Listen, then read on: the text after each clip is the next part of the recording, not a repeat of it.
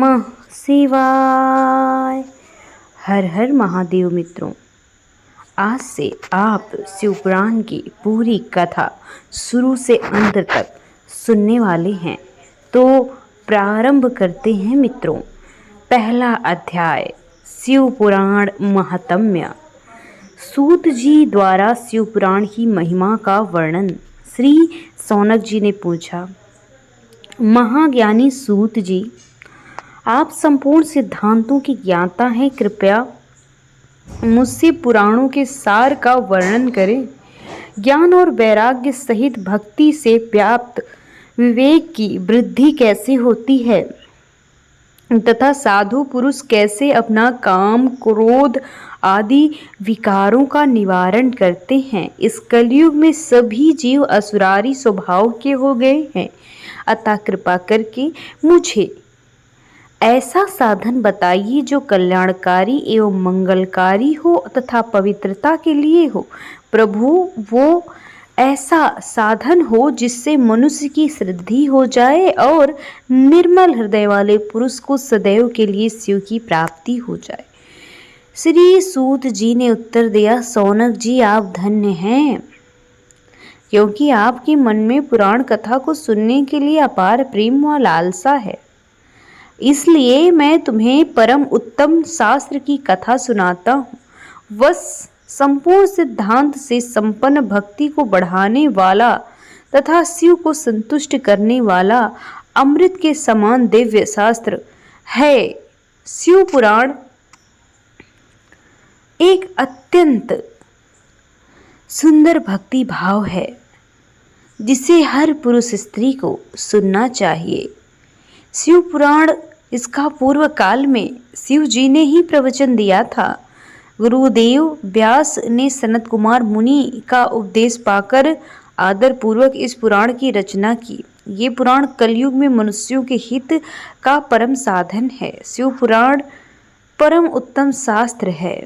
इस पृथ्वी लोक में सभी मनुष्यों को भगवान शिव के विशाल स्वरूप को समझना चाहिए। इसे पढ़ना व सुनना सर्व साधन है। यह मनोवांछित फलों को देने वाला है। इससे मनुष्य निष्पाप हो जाता है तथा इस लोक में सभी सुखों का भोग करने लगता है। शिवलोक को अंत में प्राप्त होता है। शिव पुराण में 24,000 श्लोक हैं, जिसमें 7 संहिताएं हैं। शिव पुराण परम ब्रह्म परमात्मा के समान गति प्रदान करने वाला है। मनुष्य को पूरी भक्ति एवं संयम पूर्वक इसे सुनना चाहिए। जो मनुष्य प्रेम पूर्वक नित्य इसको बाँचता है, पाठ करता है, सुनता है, वह निस्संदेह पूर्णात्मा है। भगवान शिव उस विद्वान पुरुष पर प्रसन्न होकर अपना परम धाम प्रदान करते हैं। प्रतिदिन आदर पूर्वक शिव पुराण का पूजन करने वाले मनुष्य में संपूर्ण भोगों को भोग कर भगवान शिव के पद को प्राप्त करने की असीम शक्ति होती है। वो प्राप्त भी करते हैं, वे सदा सुखी रहते हैं। शिव पुराण में भगवान शिव का सर्वस्व है। इस लोक में परलोक में सुख की प्राप्ति के लिए आदर पूर्वक इसका सेवन करना चाहिए। ये निर्मल शिव पुराण धर्म, अर्थ, काम, मोक्ष रूप चारों पुरुषार्थों को देने वाला है। अतः सदा प्रेम पूर्वक इसे सुनना और पढ़ना चाहिए। दूसरा अध्याय, देवराज को शिवलोक की प्राप्ति। चंचुला का संसार से वैराग्य। श्री सौनक जी ने कहा, आप धन्य हैं सूत जी, आप परमार्थ तत्वों के ज्ञाता हैं। आपने हम पर कृपा करके हमें यह अद्भुत और दिव्य कथा सुनाई है। भूतल पर इस कथा के समान कल्याण का कोई और साधन नहीं है। आपकी कृपा से ये बात हमने समझ ली है। सूत जी, इस कथा के द्वारा कौन से पापी शुद्ध होते हैं, उन्हें कृपया विस्तार पूर्वक जगत के कृतार्थ करने के लिए बतलाइए।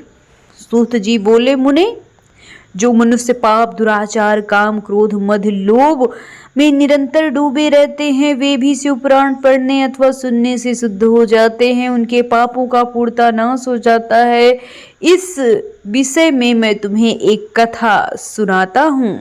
देवराज ब्राह्मण की कथा। बहुत पहले की बात है कि रातों के नगर में देवराज नाम का ब्राह्मण रहता था। वो ज्ञान में दुर्बल, गरीब, रस बेचने वाला, दैनिक धर्म से विमुख। वह संध्या स्नान नहीं करता था। उसमें वेश्यावृत्ति बढ़ती जा रही थी। वो भक्तों को ठगता था।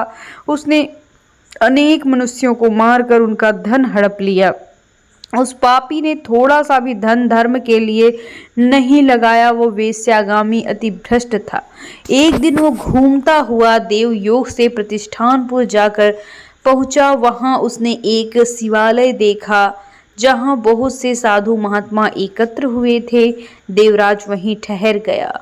वहां रात में उसे ज्वर आ गया। उसे बड़ी पीड़ा होने लगी। वहीं पर एक ब्राह्मण देवता शिव पुराण की कथा सुना रहे थे। ज्वर में पड़ा देवराज भी ब्राह्मण के मुख से शिव कथा को निरंतर सुनता जा रहा था। 1 मास बाद देवराज ज्वर से पीड़ित अवस्था में चला और चल बसा। यमराज के दूत उसे बांधकर यमपुरी ले गए। तभी वहां शिवलोक में भगवान शिव के पार्षदगण आ गए। वे कर्पूर के समान उज्जवल थे। उनके हाथ में त्रिशूल, संपूर्ण शरीर पर भस्म, गले में रुद्राक्ष की माला उनके शरीर पर शोभा पा रही थी। उन्होंने यमराज के दूतों को मार पीट कर देवराज के दूतों को भगा दिया। जब कैलाश पर्वत पर उसे ले गए तो यमपुरी में कोलाहल मच गया, जिसे सुनकर यमराज अपने भवन से बाहर निकले। साक्षात रुद्रों के समान प्रतीत होने वाले इन दूतों का यमराज ने विधि पूर्वक पूजन कर ज्ञान दृष्टि से सारा मामला जान लिया। उन्होंने भय के कारण भगवान शिव के दूतों से कोई बात ही नहीं पूछी। तत्पश्चात शिवदूत देवराज को कैलाश लेकर चले गए और वहां पहुंचकर उन्होंने ब्राह्मण को करुणावतार भगवान शिव के हाथों सौंप दिया। सौनक जी ने कहा, महाभाग सूत जी, आप सर्वज्ञ हैं। आपके कृपा प्रसाद से मैं कृतार्थ हुआ। इस इतिहास को सुनकर मेरा मन आनंदित हो गया है। अतः भगवान शिव में प्रेम बढ़ाने वाला दूसरी कथा मैं आपको सुनाता हूँ। 3रा अध्याय, विदुंगर ब्राह्मण की कथा। श्री सूत जी बोले, सौनक सुनो, मैं तुम्हारे सामने एक अत्यंत गोपनीय कथा का वर्णन करूंगा, क्योंकि तुम शिव भक्त में अग्रगण्य हो व वेद वेदताओं में श्रेष्ठ हो। समुद्र के निकटवर्ती प्रदेश में वास्कल नामक गांव हुआ करता था, जहां वैदिक धर्म से विमुख महापापी मनुष्य रहते थे। वे सभी दुष्ट थे। उनका मन दूषित विषय भोगों में लगा रहता था। वे देवताओं एवं भाग्य पर विश्वास नहीं करते थे। वे सभी कुटिल वृत्ति के थे। किसानी करते थे और विभिन्न प्रकार के अस्त्र शस्त्र रखते थे। वे व्यभिचारी थे। इस बात से पूर्णतः अनजान हैं कि ज्ञान, वैराग्य, सद्धर्म ही मनुष्य के लिए परम पुरुषार्थ है। वे सभी पशु बुद्धि के स्वभाव के हैं। अन्य समुदाय के लोग भी उन्हीं की तरह बुरे विचार करते थे, धर्म से विमुख थे। वे नित्य कुकर्म में लगे रहते एवं सदा विषय भोगों में डूबे रहते। वहां की स्त्रियां भी बुरे स्वभाव की हो जाती, स्वेच्छाचारिणी, पाप में डूबी, कुटिल सोच वाली व्यभिचारिणी हैं। वे सभी सद्व्यवहार तथा सदाचार से सर्वदा शून्य है। वहां सिर्फ दुष्टों का निवास है। वास्कल नामक गांव में विदुंग नाम का एक ब्राह्मण रहता था। वह धर्मी, दुरात्मा एवं महापापी था। उसकी स्त्री सुंदर थी। उसका नाम चंचुला था। वो सदा उत्तम धर्म का पालन करती थी, परंतु विदुंग वेश्यागामी था। इस तरह कुकर्म करते हुए बहुत समय बीत गया। उसकी स्त्री काम से पीड़ित होने पर स्वधर्म नाश के भय से क्लेश में अपने जीवन को बिताने लगी और क्लेश सहकर भी काफी समय तक भ्रष्ट नहीं हुई, परंतु आगे चलकर वह भी अपने पति दुराचारी स्वभाव के पति के साथ दुराचारणी हो गई, धर्म से विमुख हो गई। इस प्रकार दुराचार में डूबे हुए उन पति पत्नी का बहुत समय बीत गया, जो कि व्यर्थ ही था। वेश्यागामी दूषित बुद्धि वाला एक दुष्ट ब्राह्मण विदुंग समयानुसार मृत्यु को प्राप्त होता है, नरक में जाता है। बहुत दिन तक नरक के दुखों को भोग कर वो मूढ़ बुद्धि पापी विंध्य पर्वत पर भयंकर पिशाच बनता है। इधर उस दुराचारी विदुंग के मर जाने पर उसकी पत्नी चंचुला स्त्री जो रहती है, वो कुछ समय तो अपने पुत्रों के साथ उन्हीं के घर में रहती है। पति की मृत्यु के बाद वो भी अपने धर्म से गिरकर पर पुरुषों के साथ संग करने लगती है। सतियां विपत्ति में भी अपने धर्म का पालन नहीं छोड़ती। यही तो तप है। तप तो कठिन होता है, लेकिन इसका फल मीठा होता है। विषयी इस सत्य को नहीं जान पाते हैं। वो विषयों के विषफल का स्वाद लेते हुए भोग करते हैं। एक दिन दैव योग से किसी पूर्ण पर्व के आने पर वो अपने भाई बंधुओं के साथ गोकर्ण क्षेत्र में गई। उसने तीर्थ के जल में स्नान किया, बंधु जनों के साथ यत्र तत्र घूमने लगी। घूमते घूमते एक देव मंदिर में गई। वहां उसने एक ब्राह्मण के मुख से भगवान शिव के परम पवित्र मंगलकारी कथा सुनी। कथावाचक ब्राह्मण कह रहे थे, जो स्त्रियां व्यभिचार करती हैं वे मरने के बाद यमलोक की यातनाएं भोगती हैं। तब यमराज के दूत उन्हें तरह तरह की यंत्रणा देते हैं। वे उनके कामांगों को लौह तप्त डंडों से दागते हैं। तप्त लौह के पुरुष से उनका सत्संग कराते हैं। कुल मिलाकर अगर आपको नहीं समझ में आ रहा है तो तपता हुआ लोहे को उनके प्राइवेट पार्ट में छुआते हैं, मतलब कि टच कराते हैं। और जो कि लोहे के तरह गर्म अगर कोई पुरुष हो तो उसके साथ उनका मतलब कि जो पति पत्नी का संबंध होता है वैसा संबंध। ये सारे दंड इतनी वेदना देने वाले होते हैं कि आप शायद ही महसूस कर पाएं। जीव पुकार पुकार कर कहता है ऐसा वो नहीं करेगा, लेकिन यमदूत उसे छोड़ते नहीं। कर्मों का फल तो सभी को भोगना पड़ता है। देव, ऋषि, मनुष्य सभी इसी बंधन में फंसे हुए हैं।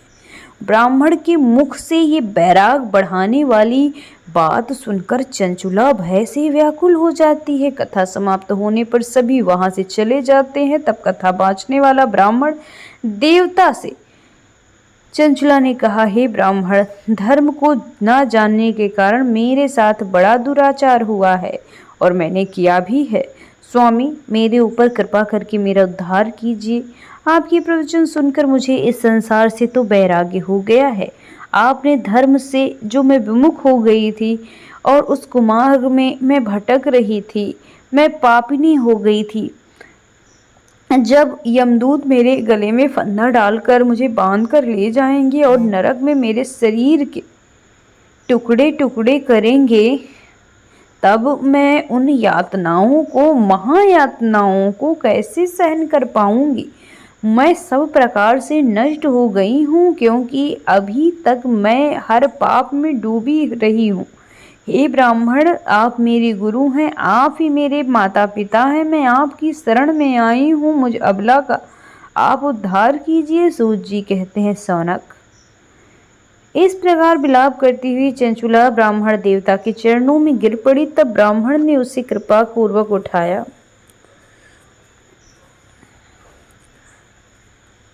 अगला अध्याय जो कि चौथा अध्याय है, अब आप सुनिए। चंचुला की शिव कथा सुनने की रुचि।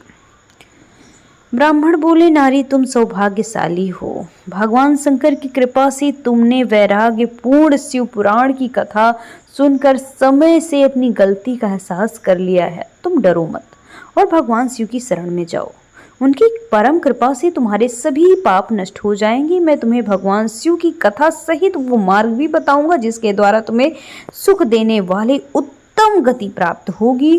शिव कथा को सुनने से तुम्हारी बुद्धि शुद्ध हो जाएगी और तुम्हें पश्चाताप जो हुआ है, मन में वैराग उत्पन्न हुआ है, अब तो तुम्हें भोलेनाथ अपने रास्ते पे ही चलाना चाहते हैं। पश्चाताप ही पाप करने वाले पापियों के लिए सबसे बड़ा प्रायश्चित है। पश्चाताप ही पापों का शोधक है, इससे ही पापों की शुद्धि होती है।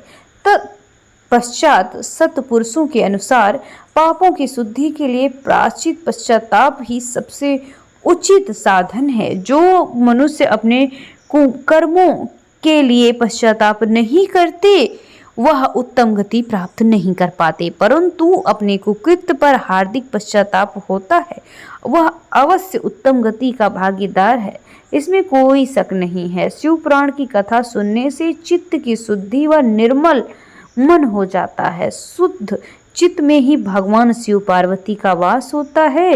वो शुद्धात्मा पुरुष सदाशिव के पद को प्राप्त होता है।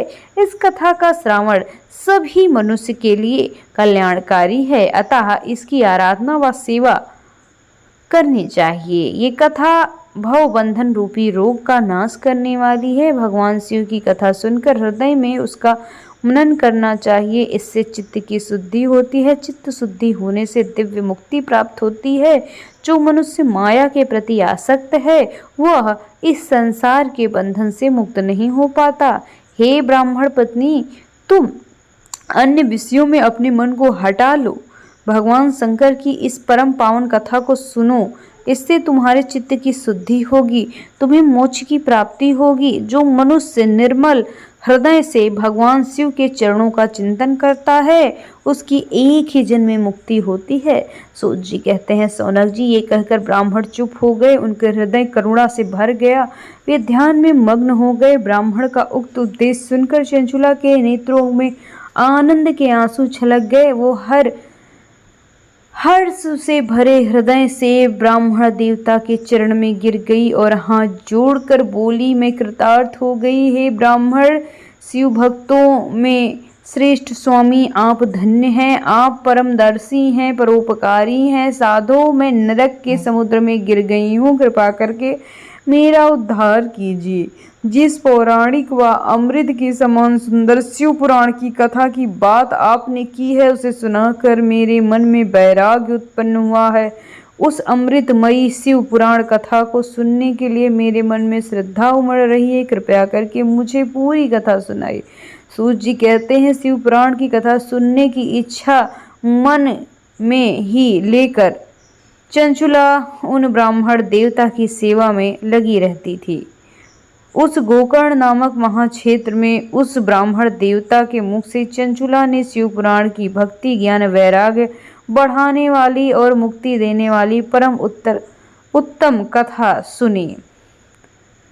उसका चित्त शुद्ध हो गया। वो अपने हृदय में शिव के सगुण रूप का चिंतन करने लगी। वो सदैव शिव के सच्चिदानंदमय स्वरूप का श्रवण करने लगी। तत्पश्चात अपना पूरा समय चंचुला ने बिना किसी कारण के ही शिव में लगाना प्रारंभ कर दिया। चंचुला एक दिन बिना किसी खास वजह के अपने शरीर को त्याग कर देती है।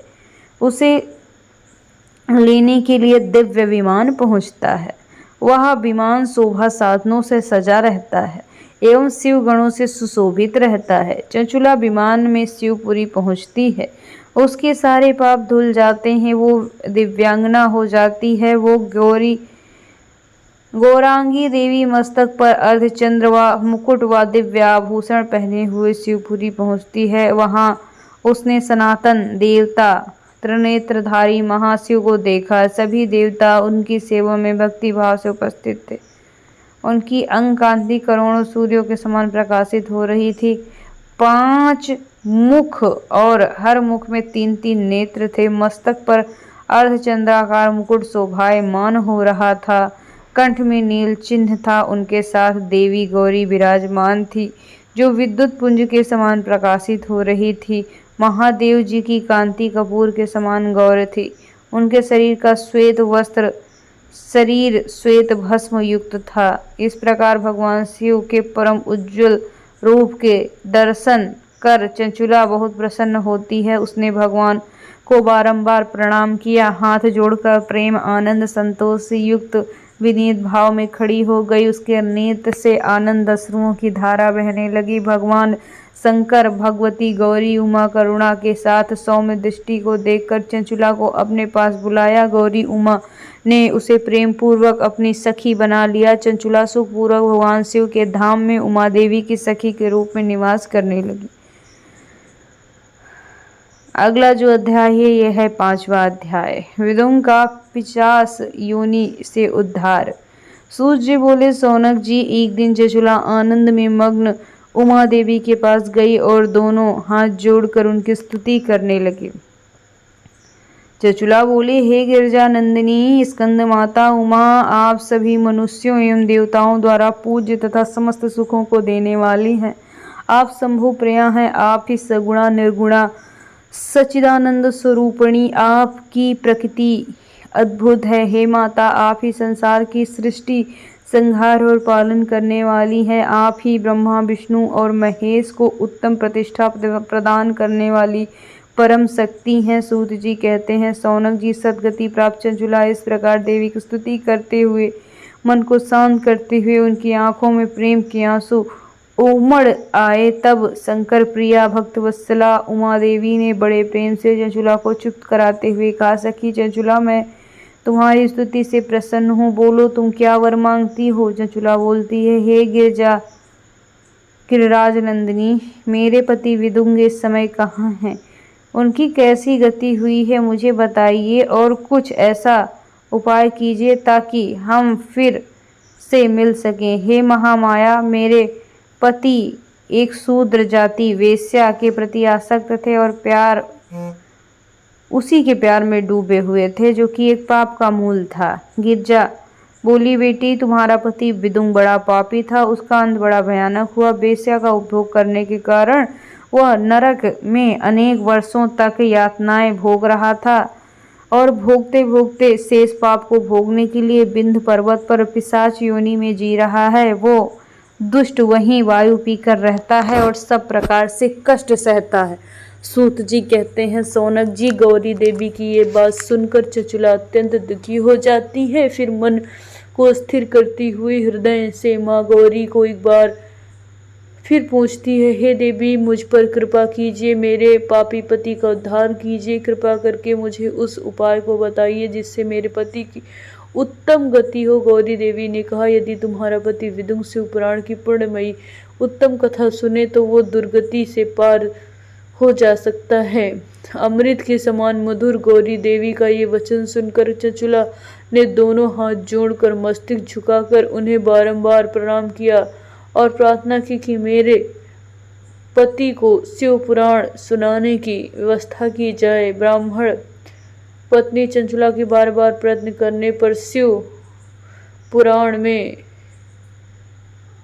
अब आगे की किताब सुन रहे हैं कि शिव प्रिया गौरी देवी ने भगवान शिव की महिमा का ज्ञान करने वाले गंधर्वराज तुम्बरुओं को बुलाकर कहा, तुम्बरो, तुम भगवान शिव में प्रीति जो लगा के रखते हो, तुम मेरे मन की सभी बातें जानकर मेरे कार्यों को सिद्ध करते हो।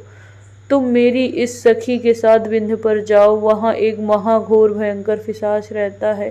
पूर्व जन्म में वह पिशाच विदुर नाम का ब्राह्मण था, जो कि इस सखी यानी चंचुला का पति था।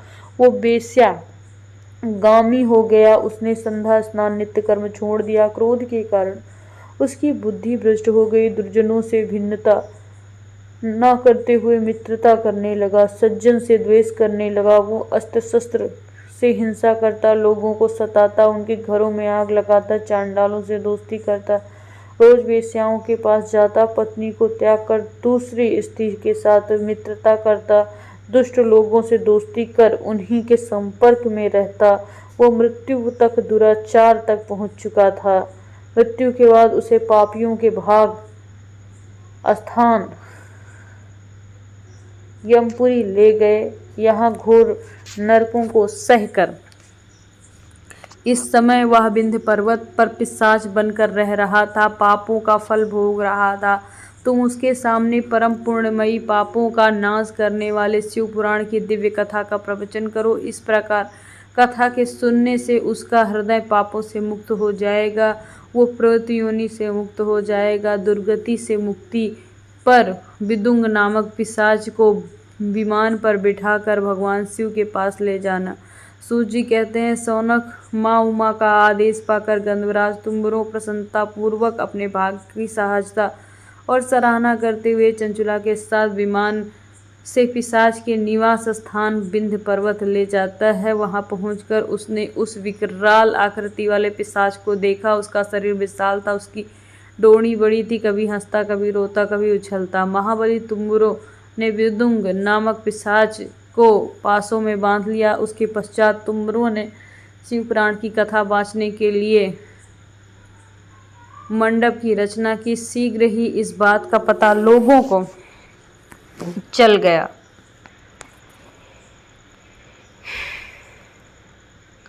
और उस कथा को सुनने के लाभ से वहां देवर्षि पहुंच गए। सभी को आदर स्थान दिया गया। पिशाच विदुंग के पासों में बंधकर आसन पर बैठा।